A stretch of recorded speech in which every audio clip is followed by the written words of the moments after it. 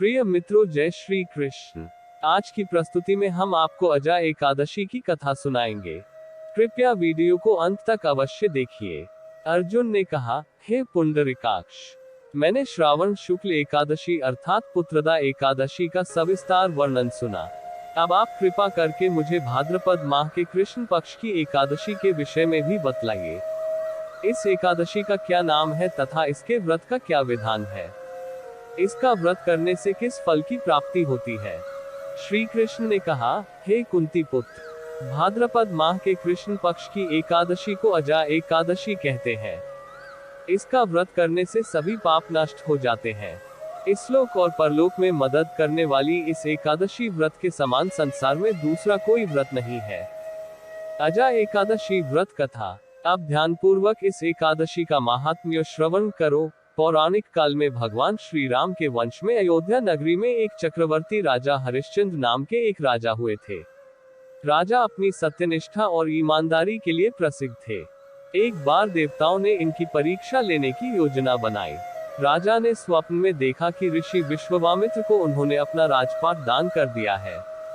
सुबह विश्वामित्र वास्तव में उनके द्वार पर आकर कहने लगे, तुमने स्वप्न में मुझे अपना राज्य दान कर दिया। राजा ने सत्यनिष्ठ व्रत का पालन करते हुए संपूर्ण राज्य विश्वामित्र को सौंप दिया।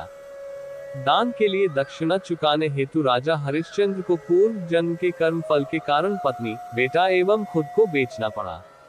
हरिश्चंद्र को एक डोम ने खरीद लिया जो शमशान भूमि में लोगों के दाह संस्कार का काम करवाता था। स्वयं वह एक चांडाल का दास बन गया।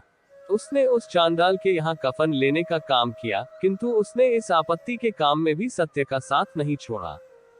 जब इसी प्रकार उसे कई वर्ष बीत गए तो उसे अपने इस नीच कर्म पर बड़ा दुख हुआ और वह इससे मुक्त होने का उपाय खोजने लगा। वह सदैव इसी चिंता में रहने लगा कि मैं क्या करूं, किस प्रकार इस नीच कर्म से मुक्ति पाऊं। एक बार की बात है, वह इसी चिंता में बैठा था कि गौतम ऋषि उसके पास पहुंचे।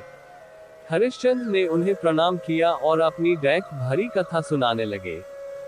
राजा हरिश्चंद्र की दुख भरी कहानी सुनकर महर्षि गौतम भी अत्यंत दुखी हुए और उन्होंने राजा से कहा, हे राजन, भादो माह के कृष्ण पक्ष की एकादशी का नाम अजा है।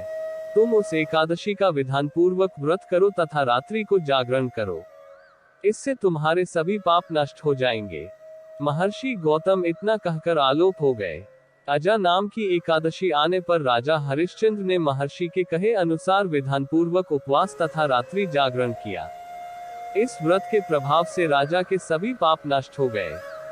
उस समय स्वर्ग में नगाड़े बजने लगे तथा पुष्पों की वर्षा होने लगी।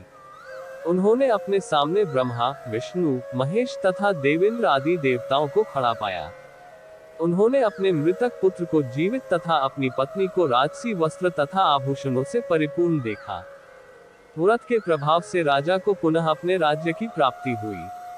वास्तव में एक ऋषि ने राजा की परीक्षा लेने के लिए यह सब कौतुक किया था, परंतु अजा एकादशी के व्रत के प्रभाव से ऋषि द्वारा रची गई सारी माया समाप्त हो गई और अंत समय में हरिश्चंद्र अपने परिवार सहित स्वर्ग लोक को गया। हे राजन, यह सब अजा एकादशी के व्रत का प्रभाव था। जो मनुष्य इस उपवास को विधान पूर्वक करते हैं तथा रात्रि जागरण करते हैं, उनके सभी पाप नष्ट हो जाते हैं और अंत में वे स्वर्ग को प्राप्त करते हैं। इस एकादशी व्रत की कथा के श्रवण मात्र से ही अश्वमेध यज्ञ के फल की प्राप्ति हो जाती है। कथा समाप्त। कृपया वीडियो को लाइक करके चैनल को सब्सक्राइब अवश्य करें। धन्यवाद।